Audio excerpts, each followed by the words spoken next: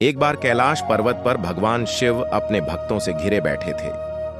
तभी एक लड़ाई कर रहे दो भाई शिव के पास आए। उनके विवाद का कारण जमीन का एक छोटा टुकड़ा था। वे दोनों शिव से न्याय की गुहार लगा रहे थे।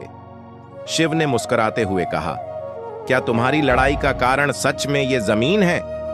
दोनों भाइयों ने हां में सिर हिलाया।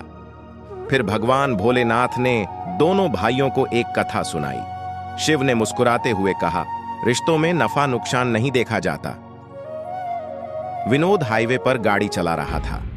सड़क के किनारे उसे एक 12-13 साल की लड़की तरबूज बेचती दिखाई दी। विनोद ने गाड़ी रोककर पूछा, तरबूज की क्या रेट है बेटा? लड़की बोली, 50 रुपए का एक तरबूज है साहब।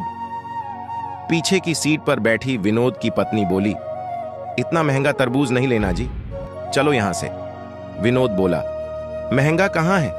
इसके पास जितने तरबूज हैं कोई भी 5 किलो के कम का नहीं होगा। 50 रुपए का एक दे रही है तो 10 रुपए किलो पड़ेगा हमें। बाजार से तो तू 20 रुपए किलो भी ले आती है। विनोद की पत्नी ने कहा, तुम रुको, मुझे मोल भाव करने दो। फिर वह लड़की से बोली, 30 रुपए का एक देना है तो 2 वरना रहने दो। लड़की बोली, 40 रुपए का एक तरबूज तो मैं खरीद कर लाती हूं आंटी, आप 45 रुपए का एक ले लो, इससे सस्ता मैं नहीं दे पाऊंगी।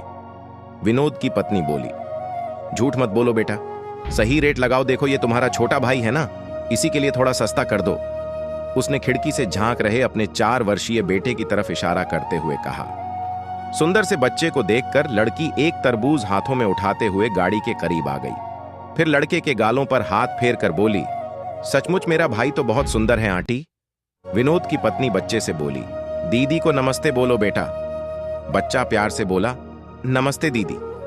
लड़की ने गाड़ी की खिड़की खोलकर बच्चे को बाहर निकाल लिया।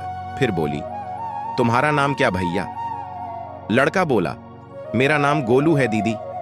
बेटे को बाहर निकालने के कारण विनोद की पत्नी कुछ असहज हो गई।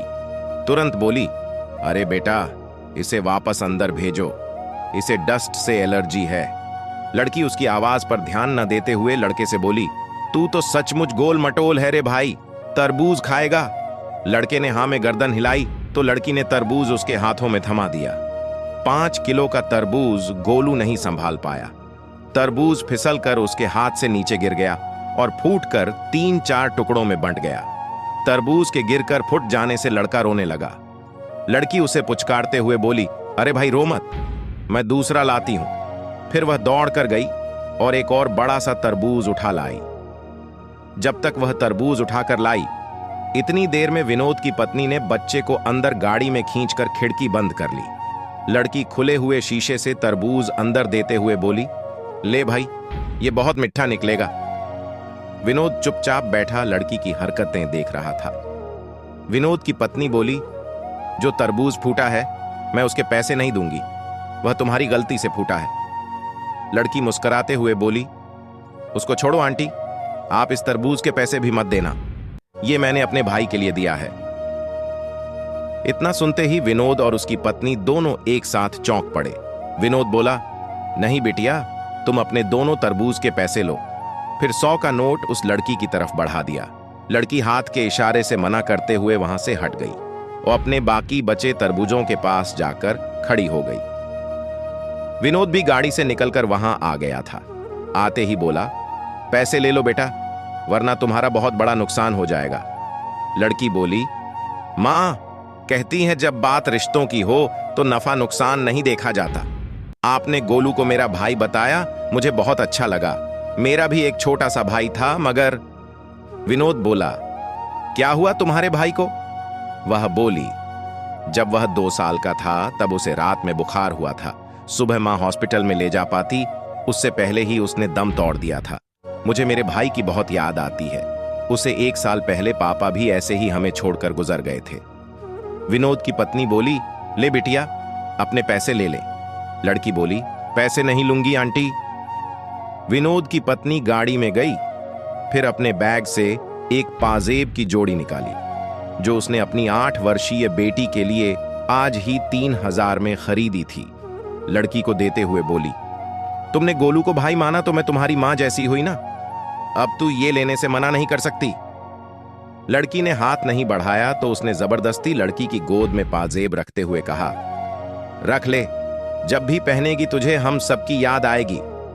इतना कहकर वह वापस गाड़ी में जाकर बैठ गई। फिर विनोद ने गाड़ी स्टार्ट की और लड़की को बाएं बोलते हुए वे चले पड़े। विनोद गाड़ी चलाते हुए सोच रहा था कि भावुकता भी क्या चीज है। कुछ देर पहले उसकी पत्नी 10-20 रुपए बचाने के लिए हथकंडे अपना रही थी। कुछ देर में ही इतनी औबदल गई जो 3000 की पाजेब दे आई। फिर अचानक विनोद को लड़की की एक बात याद आई, रिश्तों में नफा नुकसान नहीं देखा जाता। विनोद का प्रॉपर्टी के विवाद को लेकर अपने ही बड़े भाई से कोर्ट में मुकदमा चल रहा था। उसने तुरंत अपने बड़े भाई को फोन मिलाया। फोन उठाते ही बोला, भैया मैं विनोद बोल रहा हूं।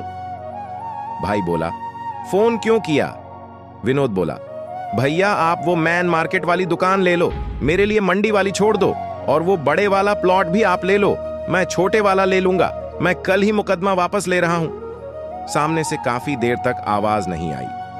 फिर उसके बड़े भाई ने कहा, इससे तो तुम्हें बहुत नुकसान हो जाएगा छोटे। विनोद बोला, भैया आज मुझे समझ में आ गया है, रिश्तों में नफा नुकसान नहीं देखा जाता, एक दूसरे की खुशी देखी जाती है। उधर से फिर खामोशी छा गई। फिर विनोद को बड़े भाई की रोने की आवाज सुनाई दी। विनोद बोला, रो रहे हो क्या भैया? बड़ा भाई बोला, इतने प्यार से पहले बात करता तो सब कुछ मैं तुझे दे देता रे।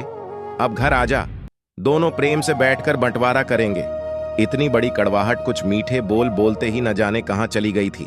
कल जो एक एक इंच जमीन के लिए लड़ रहे थे, वे आज भाई को सब कुछ देने के लिए तैयार हो गए थे।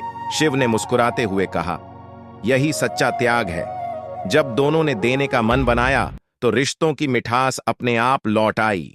कहानी का मोरल, त्याग की भावना रखिए।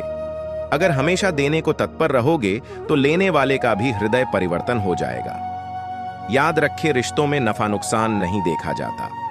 अपनों को करीब रखने के लिए अपना हक भी छोड़ना पड़ता है। ऐसी वाणी बोलिए, मन का आपा खोए, ओरन को शीतल करें, आपा शीतल हुए।